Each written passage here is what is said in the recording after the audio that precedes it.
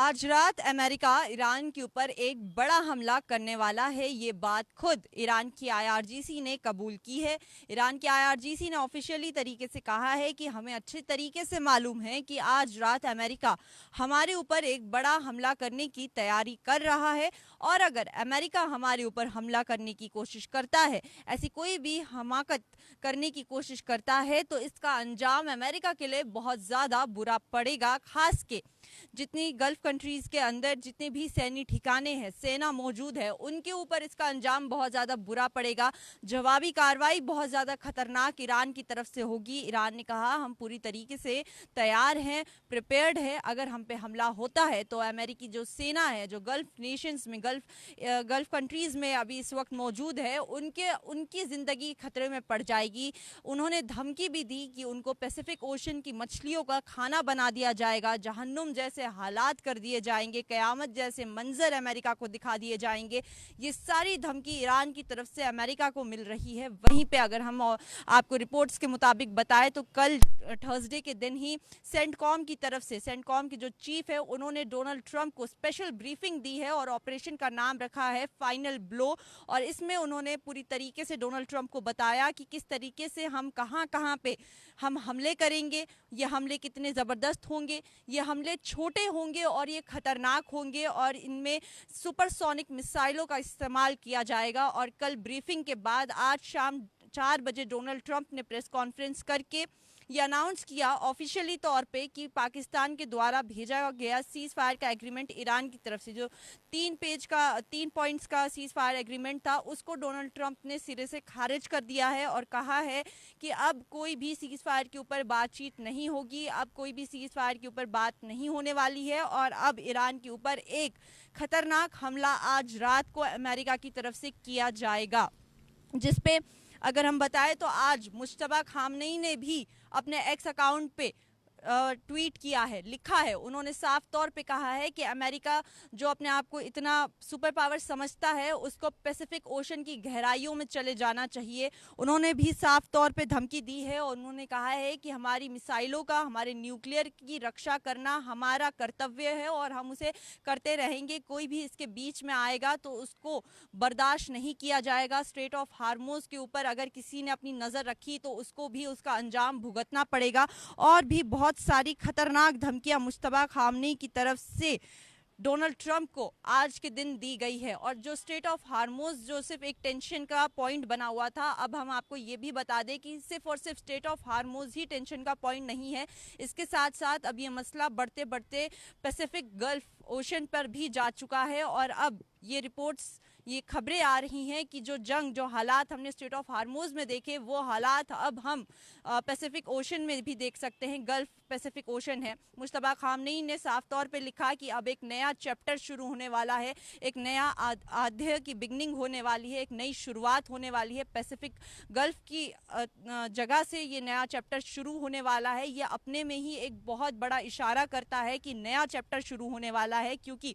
पहले भी हमने देखा कल के रोज़ रशिया ने साफ तौर पे ट्रंप को धमकी दे दी थी कि अगर ईरान के साथ कोई भी जंग करने की हमाकत की, कोई भी ऐसी हरकत की, कोई भी नापाक कोशिश की, तो उसमें रशिया भी शामिल होगा और रशिया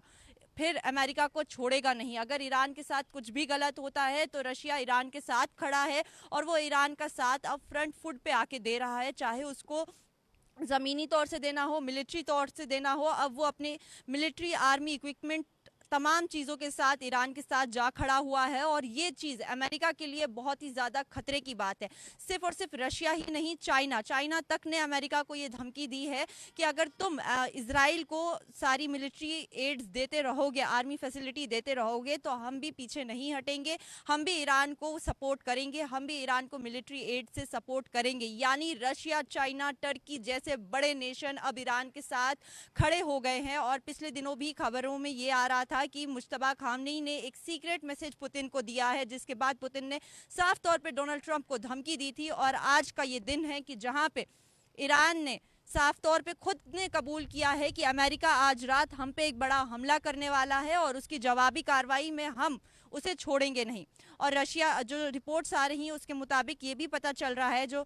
खुफिया रिपोर्ट्स आ रही है उसके मुताबिक ये भी पता चल रहा है कि रशिया सैटेलाइट इमेजेस ईरान को दे रहा है अमेरिका की वॉरशिप्स की, यानी परफेक्ट लोकेशन दे रहा है सैटेलाइट इमेजेस के साथ, उसकी जो जीपीएस लोकेशन है कि वो कहाँ पे है, कैसे मूवमेंट कर रहे हैं, वो तमाम चीज़ें रशिया अब ईरान को दे रहा है। यानी अगर अमेरिका एक कदम भी आगे बढ़ाता है, एक स्टेप भी लेता है, तो भी ईरान को पता चल जाएगा कि उसने कौन से कदम से अपना स्टेप आगे बढ़ाया है, राइट से या लेफ्ट से। और अगर इतनी इतनी इम्पॉर्टेंट और इतनी बारीक जानकारी भी ईरान को पल पल की मिलती रहेगी, तो फिर अगर अमेरिका वहां से वॉर स्टार्ट करेगा या कोई भी हमला करने की कोशिश करेगा, तो ईरान को पहले ही पता चल जाएगा और फिर ईरान अपनी तरफ से जवाबी कार्रवाई करेगा, वो बहुत ज़्यादा खतरनाक होगा। अगर हम आपको याद दिला दें तो पहले के जो 35 दिन की जंग चली थी, जिसमें ईरान तन्हा अकेला बिना किसी मदद के, बिना किसी मिलिट्री फैसिलिटी एड के, किसी कंट्री के सपोर्ट के अकेले अमेरिका और इजराइल से लड़ रहा था और उसने अमेरिका और इजराइल को धूल चटा दी, घुटनों पे ले आया, सीज फायर तक की नौबत आ गई, उसके ऊपर डिस्कशन भी हुए। लेकिन अगर हम पॉलिटिकल एनालिस्ट की बात सुने तो पॉलिटिकल एनालिसिस का कहना है कि जो ये बीच में सीज फायर की बातचीत हुई, जो इतने दिन का इन्होंने 21-20 दिन का जो गैप लिया, वो सिर्फ और सिर्फ अमेरिका ने अपने आप को बैकअप करने के लिए किया था, क्योंकि लगातार ईरान उसको मार रहा था, लगातार मार रहा था, उठने का भी मौका नहीं दे रहा था, सांस लेने का भी मौका नहीं दे रहा था। और अमेरिका की जो सेना की ताकत थी वो बहुत ज़्यादा कमज़ोर हो गई थी, मिसाइल स्टॉक्स कम हो गए थे, उसके डिफेंस सिस्टम बहुत ज़्यादा कमज़ोर हो गया था, बहुत ज़्यादा नुकसान उठाना पड़ा था, बहुत सारे फौजी जो ज़मीनी फौजी हैं, आर्मी, वो बहुत ज़्यादा ज़ख्मी थी, घायल थी, बहुत ज़्यादा जवान उसमें मर चुके थे, बहुत बड़ा नुकसान अमेरिका को हुआ था। और उसी को रिकवर करने के लिए, बैकअप करने के लिए अमेरिका ने सीज फायर का ये नाटक रचा है और अपने आप को इतने 20-21-22 दिन में सिर्फ और सिर्फ अपने आप को मजबूत करने की कोशिश की है। वहीं पे ईरान ने कहा था कि हमें अच्छे से मालूम है कि ये सीज फायर सिर्फ एक बहाना है, सिर्फ अपने आप को बैकअप करने के लिए, और अमेरिका के ऊपर हम भरोसा नहीं कर सकते, क्योंकि अमेरिका, डोनाल्ड ट्रंप ने जो हरकतें की हैं उसके बाद अब डोनाल्ड ट्रंप अपनी इज्जत बचाने के लिए दोबारा से जंग शुरू कर सकते हैं, क्योंकि आने वाले नवंबर में मिड टर्म इलेक्शन अमेरिका के अंदर होने वाले हैं। ये मिड टर्म इलेक्शंस इसीलिए होते हैं कि ताकि पता चले कि वहाँ की जनता अपने प्रेसिडेंट से कितनी ज़्यादा खुश है। लेकिन जिस तरीके के हालात हमने देखे उसमें यही लगता है कि आने वाले इलेक्शन में डोनाल्ड ट्रंप की जो कुर्सी है वो बहुत ज़्यादा मुश्किल में है, और अगर उनको जनता का सपोर्ट नहीं मिला तो उसके बाद डोनाल्ड ट्रंप के हाथों से बहुत सारी पावर्स छिन सकती है, और सिर्फ अपनी इज्जत बचाने के लिए, और इसी डर की वजह से डोनाल्ड ट्रंप ने आज सीज फायर को रिजेक्ट किया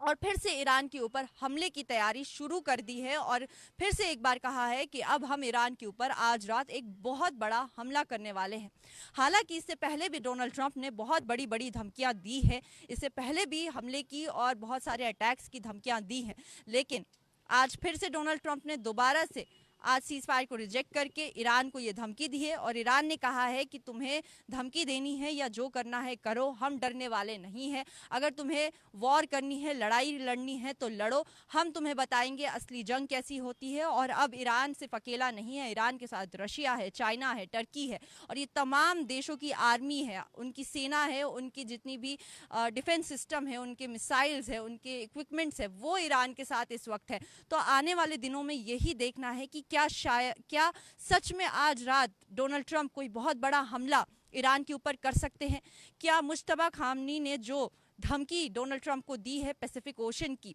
गल्फ ओशन की, उसमें क्या सच में एक नया चैप्टर शुरू हो सकता है? क्या ये नया चैप्टर ये बताता है कि आने वाले दिनों में अमेरिका जो पूरे दुनिया पे कब्जा करता था, राज करता था, उसकी पावर खत्म होने वाली है और रशिया और चाइना जैसी कंट्री अब ग्लोब में अपना सिक्का चलाने वाली है? आपकी इस बारे में क्या राय है हमारी कमेंट सेक्शन में ज़रूर बताइए। फिलहाल के लिए हमें दीजिए इजाज़त, बाकी देश और दुनिया की तमाम खबर देखने के लिए बने रहिए न्यूज़ इनसाइडर 24/7 के साथ।